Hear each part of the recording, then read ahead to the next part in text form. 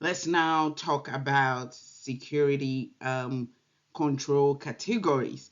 And like I said earlier on, categories are different from types. Okay, when you think of security categories, know that there are four major categories. All right, so categories, just so you can remember, categories has four syllables, so categories.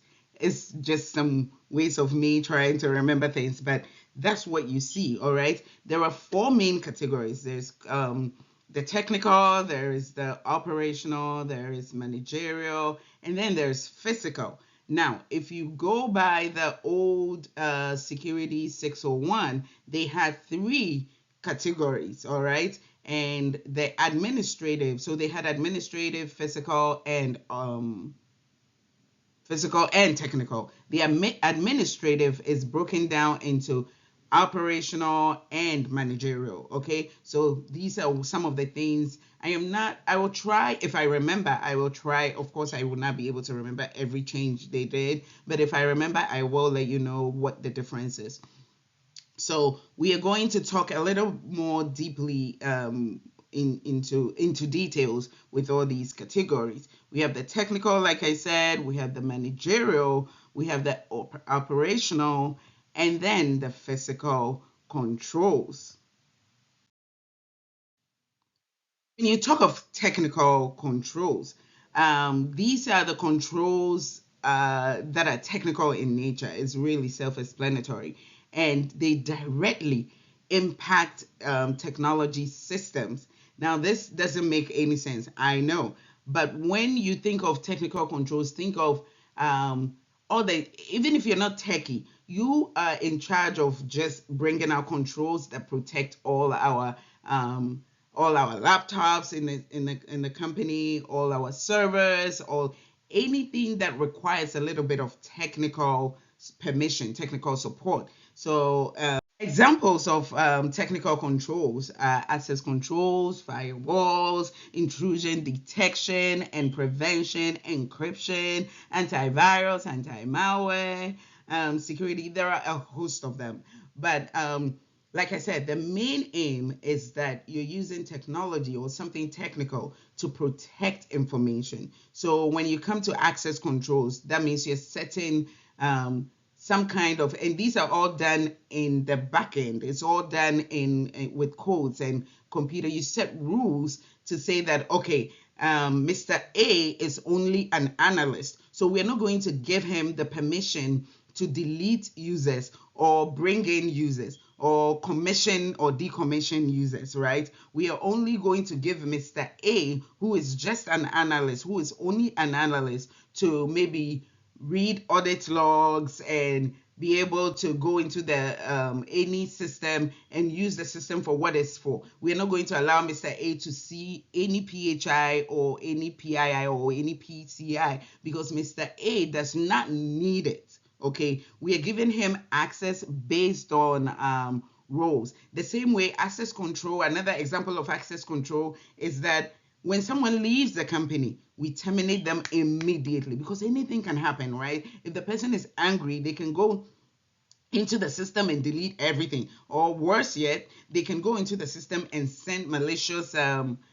insults like foul words to our clients or our board of directors or God forbid our the public, right? So when someone leaves, they are terminated. Timely termination on a timely manner is such a huge deal that even if the person is not angry or the person is not going to do something bad, you don't want someone who is no longer in the company to still have access to company information, right? The fact that they work there, the moment they are terminated, it becomes they shouldn't have the privilege of accessing the system.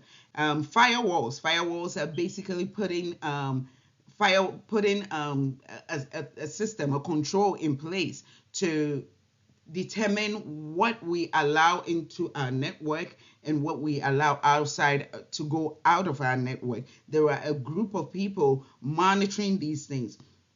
They are checking to see that anything that we process is allowed and anything that we send out is actually allowed. Some companies don't even allow you to download or send information on their network outside their network, right? You cannot send company policies outside of the company's network. All these things are being controlled by what firewalls is set in place. Intrusion detection and prevention. Intrusion detection and prevention. This is actually just detecting and preventing unauthorized access, any malicious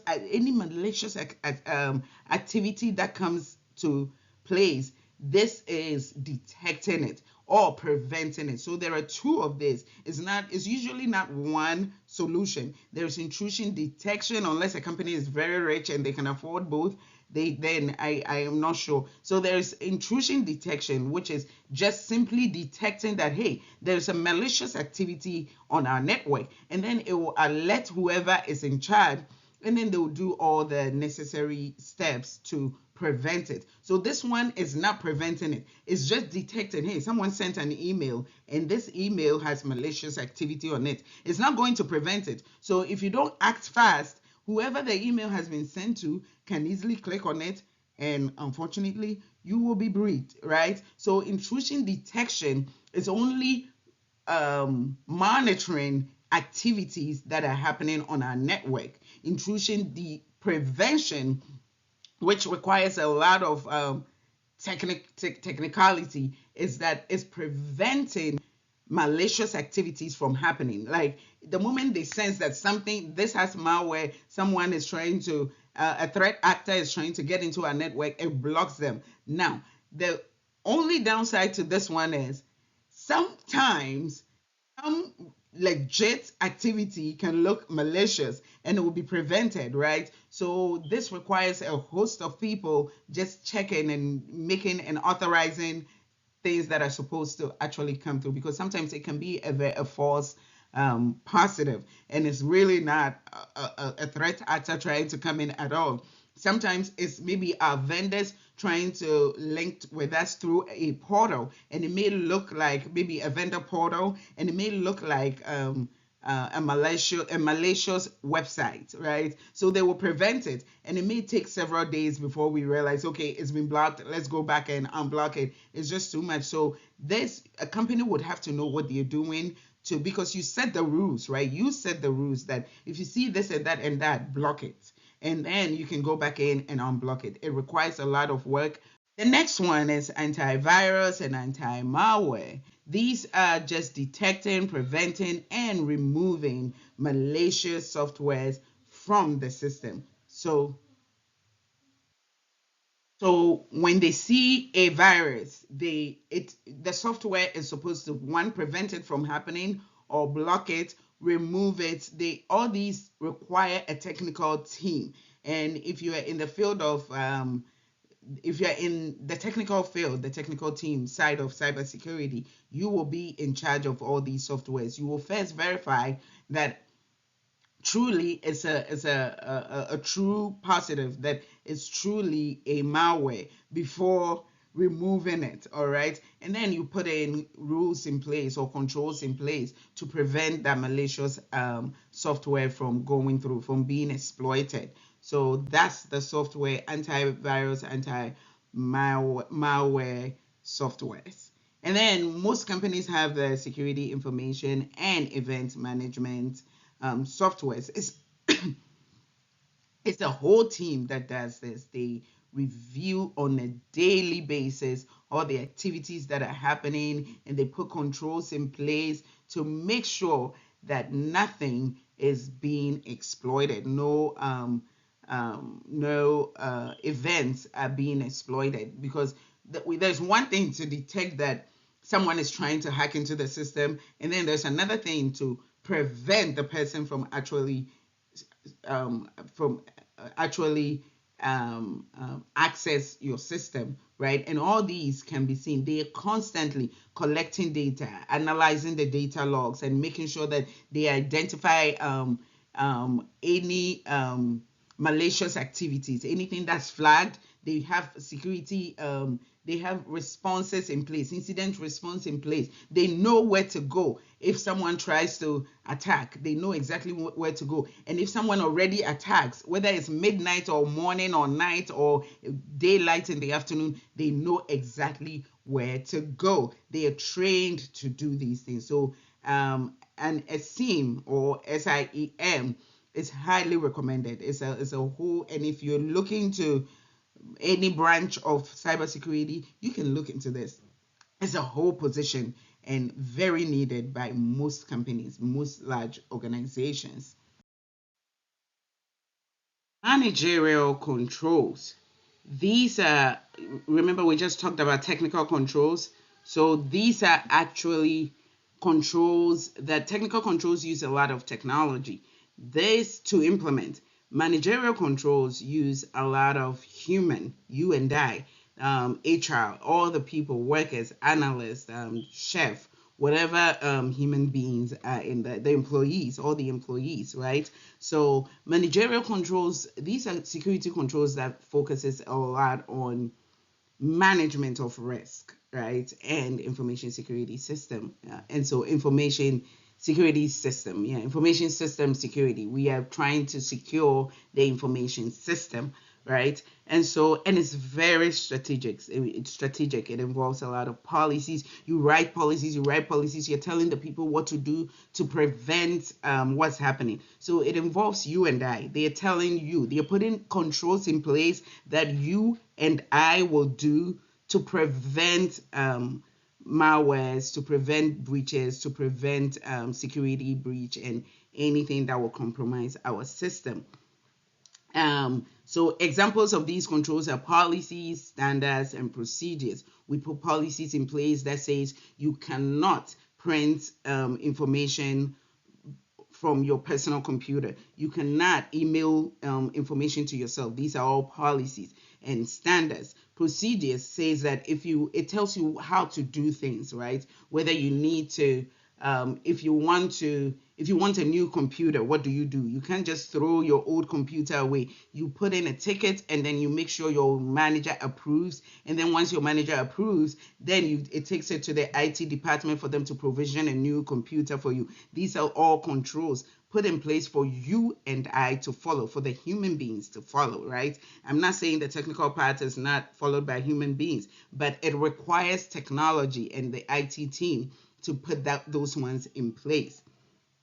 Security and awareness training. Most companies are investing big on security and awareness training. So if you're on the fence on what to do in cybersecurity, you can look into security and awareness training. You will be in charge of training the entire organization about how to stay safe. Don't leave your passwords lying on the floor. Don't put any flash drive that you don't know about. Don't plug it in. And this applies to your personal life as well. Don't They give you measures and ways to protect organizations information. So these are all the policies and these are all the training that will go on, and you take it. The company I work with, we take training every quarter, we take training every year. There are trainings that we take every quarter and there are trainings that we take yearly. And before you are hired, part of your orientation, you take all the training of IT information security. You take it all. You take how to protect your password, how to set your password,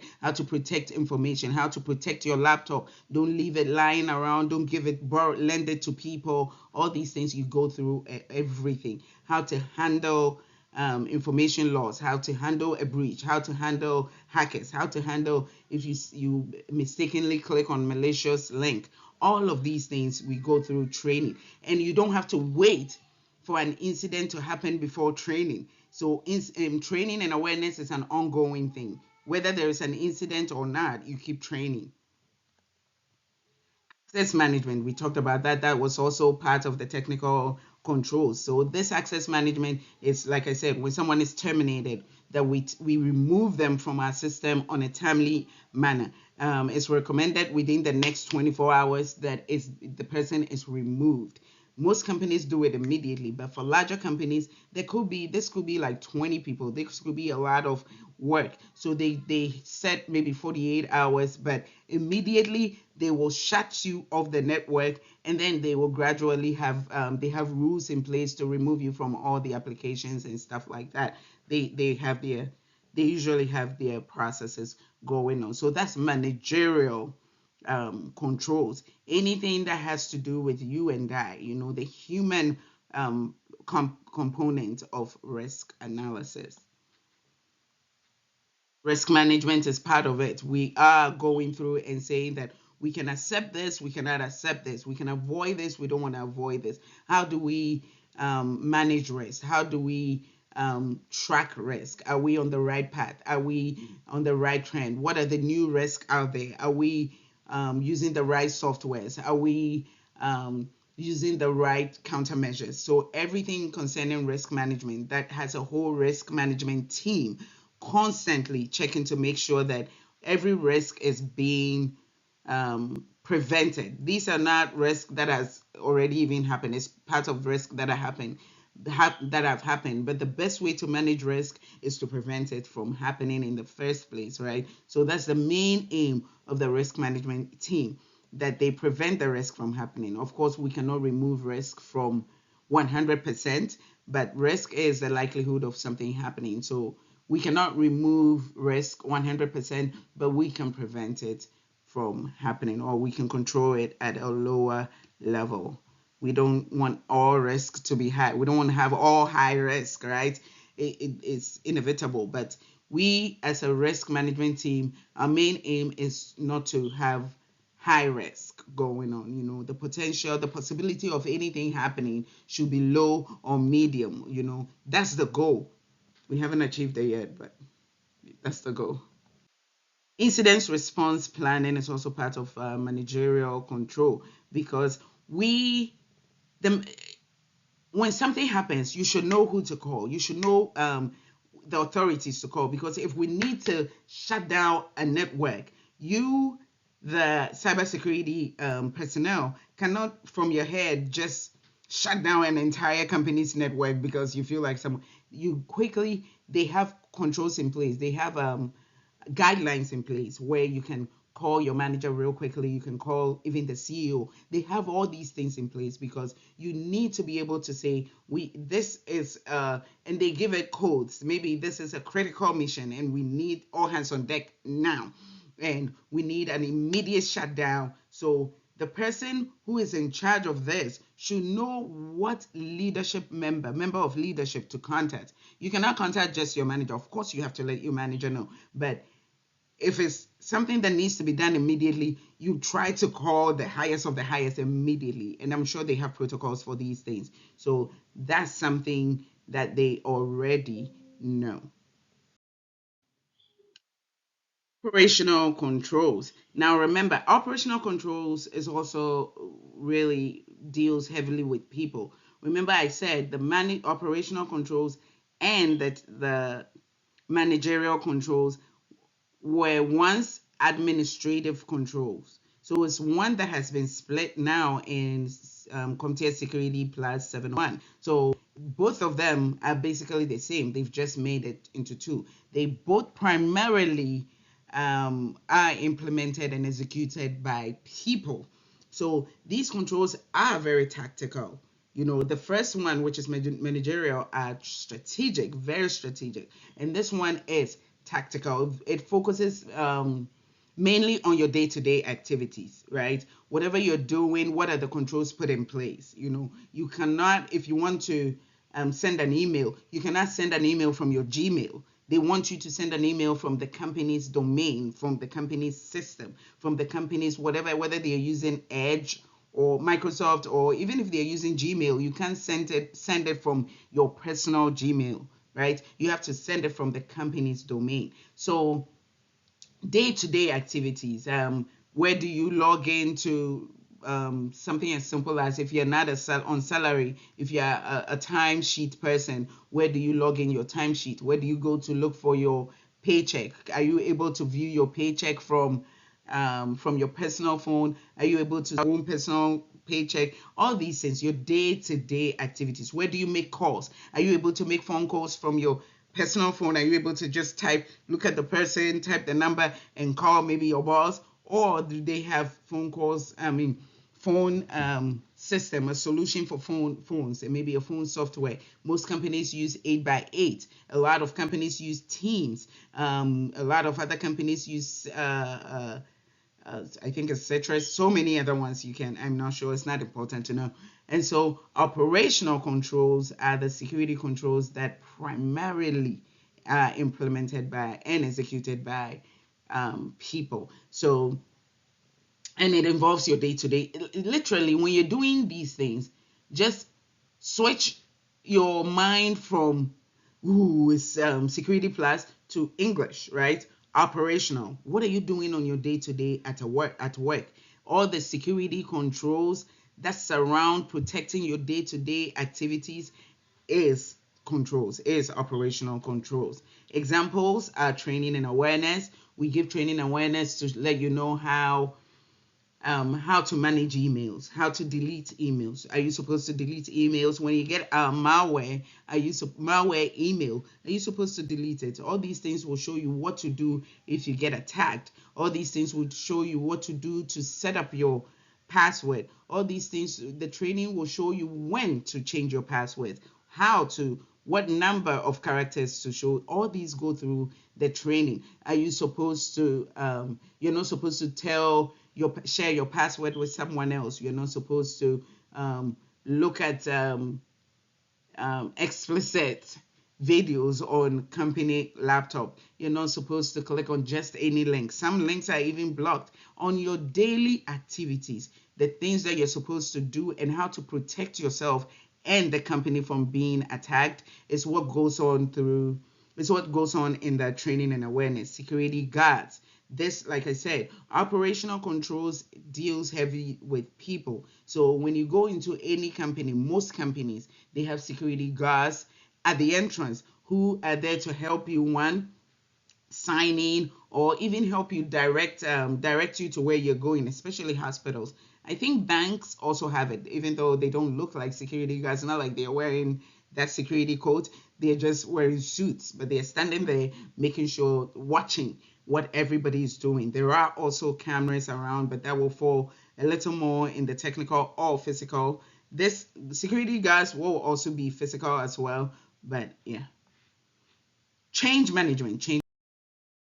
That requires coding or a big change to a software. So it goes through change management where a whole board is seated, and then they will say they will have someone from network team, they will have someone from infrastructure, they will have someone from IT security, they will have someone from information security. It's two different things. They will have someone even from the business to come and listen to what change you want to do. And these are major changes. You want to bring a new software into our environment, or you want to upgrade whatever software we have to a better software, or you want to move an on-prem software to off-prem. You come and you present why you want to do it, and then you show who is approving it and how you're going to implement it. How many people is it going to affect? Do we need to shut down anything? Do we need to notify any employee to let them know that, hey, something is going to happen? You discuss all of these things, and then the board members will approve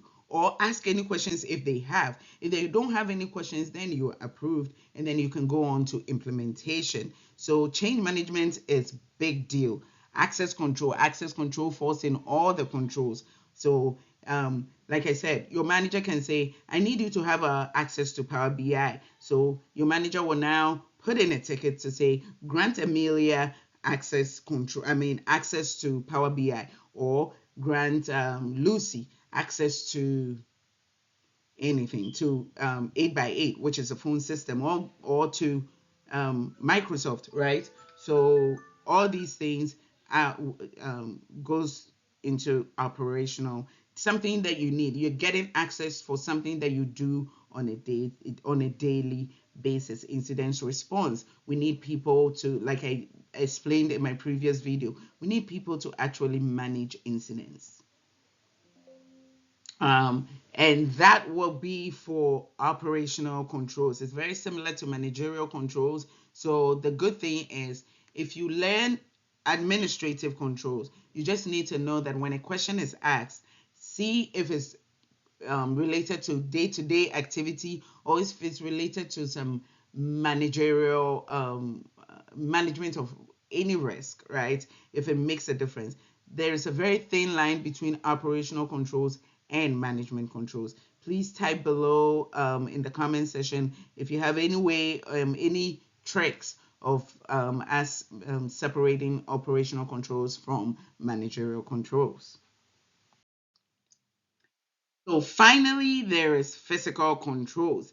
And this is self-explanatory. Any controls that are physical, you can see. You can see the cameras, you can see the security guard, you can see someone when you enter into any organization, you see that the reception has a book.